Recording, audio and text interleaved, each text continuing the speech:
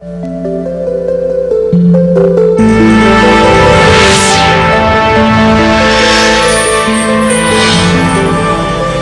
morning, everyone. Welcome to Open Book. I'm Perry Peltz. Over 500 years ago, Johannes Gutenberg printed the first Bible. It was the technology he used, movable type and letterpress, that made the mass production of the printed word possible. Gutenberg started an information revolution that created a literary middle class in 15th century Europe. Well, today letterpress printing is largely obsolete. New technologies offer faster and cheaper alternatives. But the Arion Press in San Francisco still prints books from movable lead type on letterpress. In one of their latest projects, it was more than the technology that will remind you of Gutenberg. This is the book of Revelation, the last chapter of what may be the last Bible printed by letterpress. The finished book will weigh almost 40 pounds. This folio Bible is literally the biggest project the Arion Press has ever taken on. Andrew Hoyam is the founder and the publisher of Arion Press, which has produced some 300 limited edition books.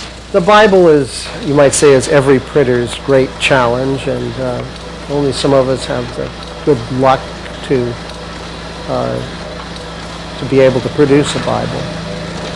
I felt it was high time to make a large folio Bible, and we felt that it was high time to use a modern translation, and chose the New Revised Standard Version that was sponsored by the National Council of Churches.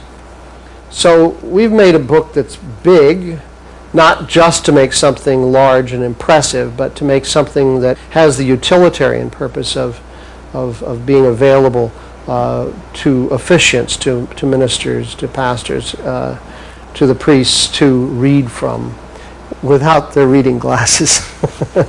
Hoyam and his team have been working on the Bible for 2 years. Now in the final stages of production, the pages of the 400 copies of the edition are folded, and then each giant Bible will be sewn and bound by hand. The bookbinders are getting ready for a physical challenge. It's 35 pounds before it gets into its box, and we'll have a box as well. That's the one volume one. The 2 volume one will be heavier than that. So just picking it up and moving it around is something. I have never done a book as big as this in all my years of bookbinding. It's difficult for several reasons. The thickness is a problem, for trimming the edges, and the strength of the back has been reinforced in a very substantial way to hold up to all the weight and the opening and the closing. Most of the Bibles will be sold as 2 volumes to make them easier to handle. Others won't be bound at all. The unbound version costs $7,250. In the deluxe version, each initial red letter is framed by a 22-karat gold stamp and illuminated with watercolor, a very time-consuming process. The leather-bound illuminated version sells for $11,000. To Andrew Hoyam, letterpress printing may be old technology, but it certainly has a place in the 21st century. I have worked with my hands all my life, and I think there is a certain kind of honesty and integrity to doing that kind of work. What we make is so different from what is produced in our society today. You might say that we have substantiality in what we make. It is something you can feel, that you can regard in a tactile way. Hoyam has been in the printing business for 40 years. He started out printing beat poets for a small printing house in 1961 and then went into partnership with Robert Grabhorn, one of the most famous American fine printers of the 20th century. After Grabhorn died in 1973, Hoyam changed the company name from Grabhorn Hoyam to Arion Press. The Greek pronunciation is Arion, and it's the name of a legendary Greek poet who was saved from the sea by a dolphin. The dolphin is the embodiment of the God who is the protector of poetry. Most of the books the Arion Press prints are important literary texts that Hoyam marries with original art. Each book has its unique design. One of the best-known books is a 1979 edition of Moby Dick. It's a folio volume printed entirely from hand-set type. There are 100 wood engravings in the book by Barry Moser. Even thicker is James Joyce's Ulysses. Each copy is signed by Robert Motherwell. I especially enjoy the proofreading.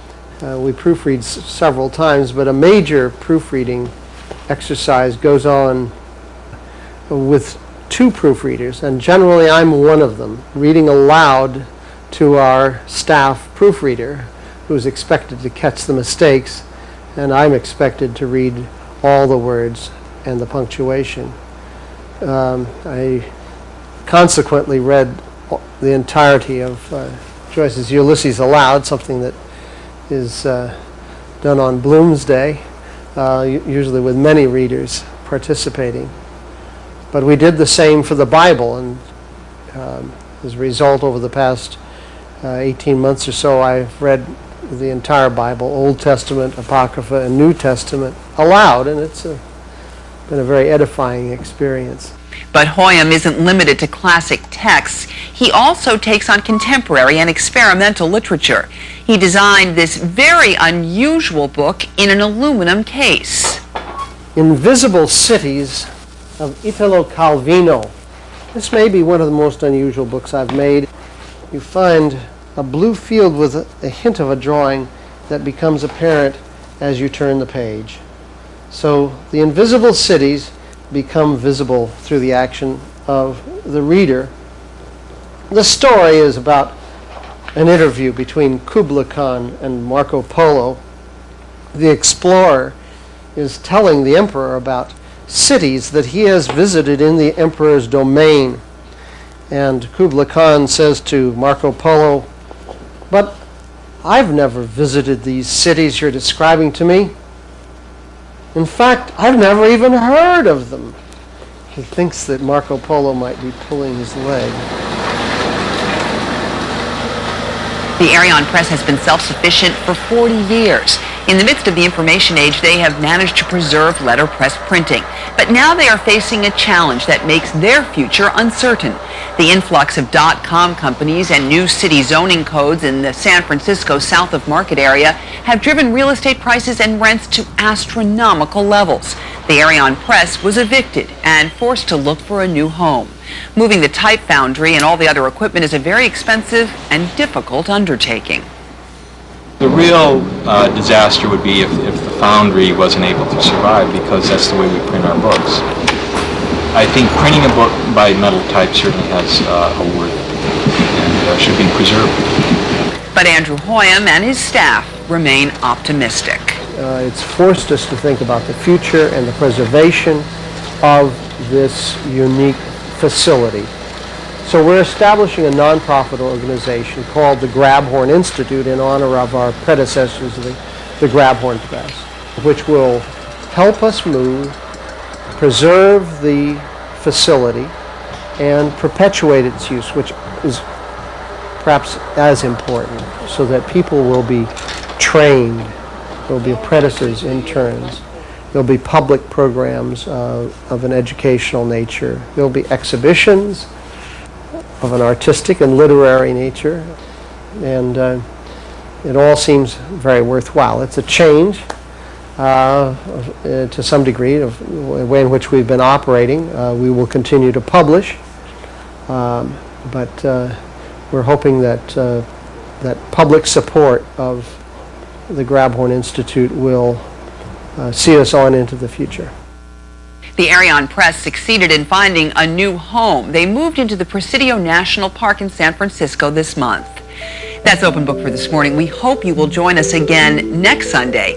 If you have questions or comments, you can call us right now toll free at 877-410-BOOK or visit our website at myopenbook.com.